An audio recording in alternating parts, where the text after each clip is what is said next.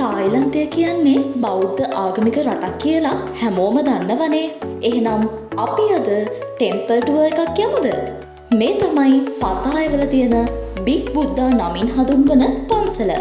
උසින් metre 18ක් වන මේ රත්රන් බුද්ධ ප්‍රතිමාව තායිලන්තයේ පතායාවල ගොඩක් කැපී පෙනෙන සලකුණක් විදියටත් හඳුන්වන්න පුළුවන්. තායිලන්තයේ පන්සල් වලට යද්දී සෙරෙප්පු ගලවන්න ඕනෙමයි කියලා එකක් නැහැ. හැබැයි සම්වර ඇඳුම් ඇඳන් යන්න නම් අමතක කරන්න එපා. පන්සල් ගිහිල්ලා ඊට පස්සේ අපි ගියේ මෙන්න මේ වගේ ලස්සන view එකක් තියෙන පතායා view point බලන්න.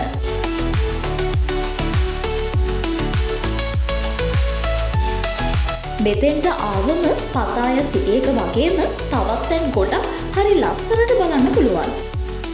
ඉතින් ඔයා ලස්සන ෆොටෝස් ගන්න කැමති කෙනෙක් නම් මේ තැන ඔයාට ගොඩක් විශේෂ වෙයි.